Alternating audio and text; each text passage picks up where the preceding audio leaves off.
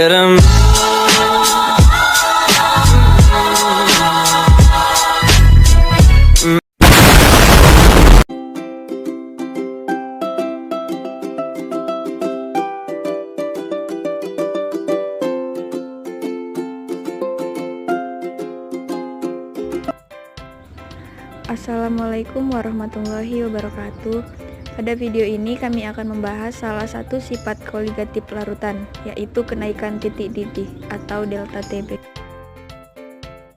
Sifat koligatif larutan adalah sifat larutan yang hanya dipengaruhi oleh jumlah zat terlarut saja, bukan jenisnya.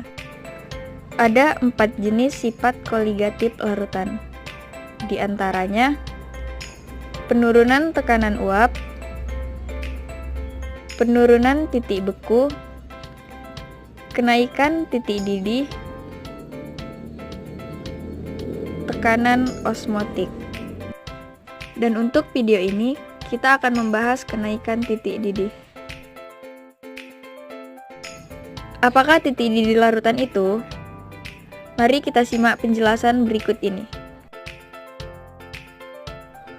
Titik didih adalah suhu saat tekanan uap larutan sama dengan tekanan atmosfer.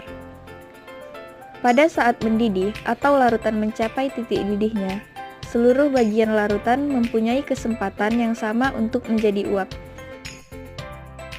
Contoh kenaikan titik didih pada kehidupan sehari-hari yaitu memasak air. Memasak air hal yang sangat sering dilakukan sehari-hari oleh siapapun. Secara awam, ini dilakukan karena saat air mendidih artinya air sudah matang. Selain itu, dengan memasak air hingga mendidih juga mampu menghilangkan zat-zat berbahaya yang bisa saja terdapat pada air tersebut. Ditambah lagi, dengan memasak air juga mampu mengendapkan fosfor atau kapur. Apakah tetapan kenaikan titik didih molal atau Kb? Mari kita simak penjelasan berikut ini. Tetapan kenaikan titik didih molal atau Kb adalah besarnya kenaikan titik didih untuk 1 molal larutan. Nilai tetapan kenaikan titik didih molal atau Kb untuk setiap pelarut tidak sama. Simaklah tabel berikut ini.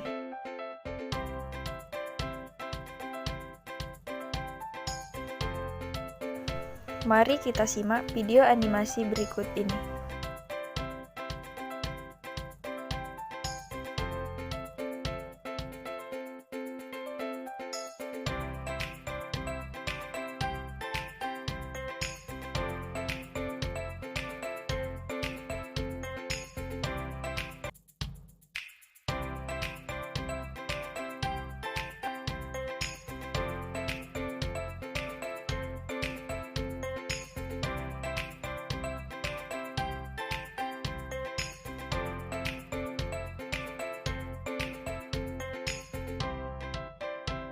Apakah yang dapat kamu simpulkan dari video tersebut?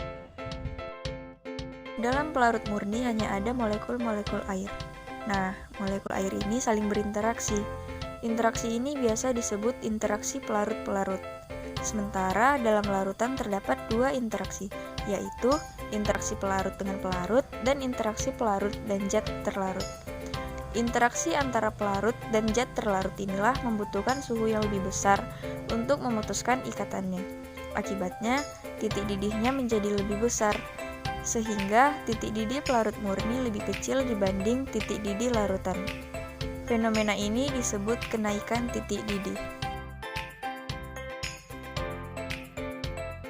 Tahukah kamu bahwa garam ketika dilarutkan ke dalam air berbeda dengan gula dilarutkan ke dalam air? Garam ketika dilarutkan ke dalam air akan terdisosiasi menjadi ion-ion, sedangkan gula tetap menjadi molekul gula ketika dilarutkan dalam air atau tidak mengalami disosiasi. Nah, fenomena ini juga berhubungan dengan titik didih. Untuk lebih jelasnya, mari kita simak video berikut ini. Perbedaan antara titik didih dan larutan pada natrium klorida merupakan larutan elektrolit dan larutan gula yang merupakan larutan non-elektrolit. Pada jumlah partikelnya, garam ketika dilarutkan ke dalam air akan membentuk ion-ionnya, sehingga memiliki banyak partikel. Ion-ion ini kemudian tersolvasi oleh air dan menyebabkan suhu yang lebih tinggi untuk memutuskan ikatannya. Sedangkan pada gula hanya ada molekul-molekul gula, dan jika dibandingkan pada garam, partikel-partikel dalam larutan gula lebih sedikit, akibatnya membutuhkan suhu yang sedikit lebih rendah dari larutan gula, sehingga dapat disimpulkan bahwa kenaikan titik didih elektrolit lebih tinggi dibanding larutan non-elektrolit.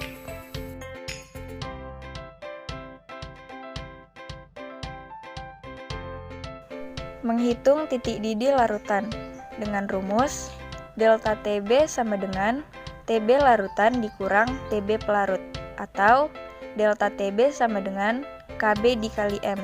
Keterangan: delta TB sama dengan kenaikan titik didih, KB sama dengan tetapan titik didih pelarut, dan M sama dengan molaritas. Baiklah, kita akan membahas contoh soal. Natrium hidroksida 1,6 gram dilarutkan dalam 500 gram air. Hitunglah titik didih larutan tersebut. KB air sama dengan 0,52 derajat Cm-1. ARNA sama dengan 23, ARO sama dengan 16, dan ARH sama dengan 1. Diketahui M sama dengan 1,6 gram, P sama dengan 500 gram, KB sama dengan 0,52 derajat Cm-1.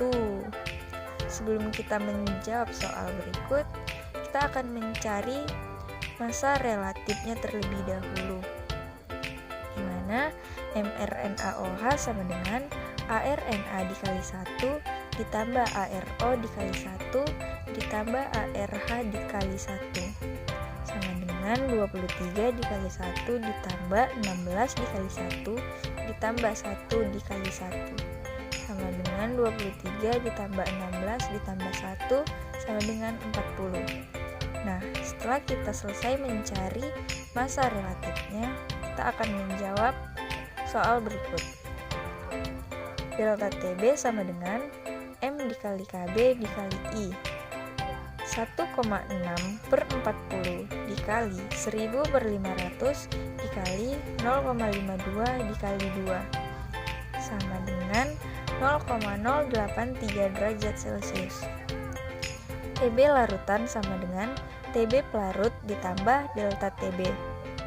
100 ditambah 0,0832 sama dengan 100,0832 derajat Celcius.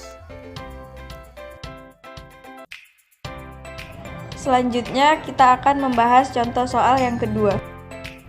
Tentukan kenaikan titik didih larutan gula 0,2 molal jika KB air sama dengan 0,52 derajat Celcius per molal.